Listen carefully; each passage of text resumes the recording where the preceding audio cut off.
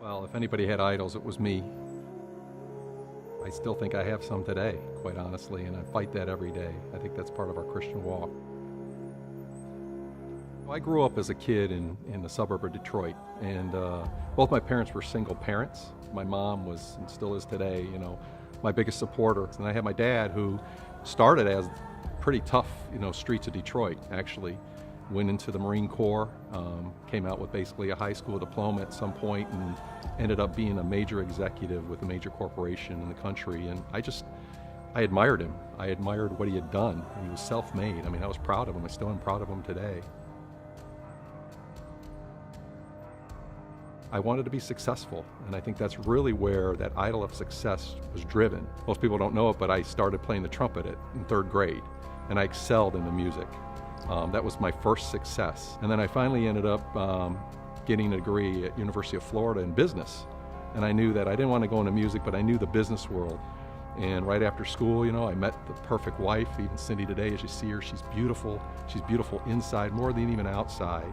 And again, another, not really a prize, but part of being successful is having things and acquiring things and winning over things. And I thought, I've got the Barbie Ken doll life. I started immediately with the largest, consumer packaged good company in the world, Nestle, as a management trainee. After that, it was with M&M's, the largest candy company in the world, and making more money than probably my parents' friends were making. And again, I was just chasing that, to be successful, came with power and title and money, and, parents were proud and my family was proud, and I was envious, I had friends that were envious of that.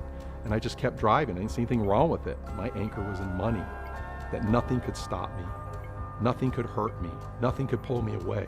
I didn't wear a Rolex to work. I picked out what Rolex I wanted to wear to work. I mean, it sounds terrible. I can't believe I'm saying that today. I mean, that bothers me. I don't even own a watch today. I'll never forget. It probably was a year after all those big things happened where I should have been on top of the world. That's when it all crashed. I ended up in the hospital thinking I was having a heart attack at 42 years old. Did the heart cath thing, and the doctor said, "You're just overweight and stressed, man. You got it. Your heart's perfect." I got pulled over. I refused to listen to the officer and ended up in the Duval County Jail. So I spent a night in jail. And I tell you, the most humbling thing of it all was when your 17-year-old and your wife come to pick you up down there. I ended up losing my license for a year. Cost me 15 grand in lawyer fees to get out of what I was in. I had the money. A lot of things happened. I got sued by a neighbor for a couple $1 million. That doesn't happen every day. Talk about dropping you to your knees. I finally said, I really did say this, and it's not a cliche. I said, God, I give up, man. I give up. Today, my life is more God-centered than it's ever been. I've been part of this church for a lot of years. I'm embarrassed to say I've never done any serving until probably 8 months ago.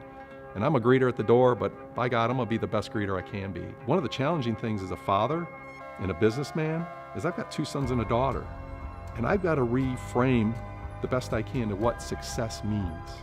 It doesn't mean living in the biggest house. It doesn't mean having the fastest cars. It doesn't mean having all the watches and the jewelry and the expensive trips. God wants you to be successful in things you do. He just doesn't want you to idolize success. I've been there. I know. I made it. I've been there. Not a lot of people can say it. I've been there. I know. The hard fall coming down, but it's humbling. So today, I really look at it as, what am I doing for God's will? What am I doing to help others? When I meet with people today, I honestly mean this in my work, I'm not trying to get ahead anymore. I don't really care what the world thinks. I really don't. I know it sounds counterintuitive to what this world says, but I don't tell my boys, I want you to be president of Costa one day where I work. I want you to be the best you can, but really, God's got to be the priority. It's not really, He's got to be. What I'm really going to look at as success is going to be the legacy that I leave. Going from success to significance is the most important thing. And I really want to be to the point where He ends up saying, well done, good and faithful servant. You've made it. That's where I want to hear it.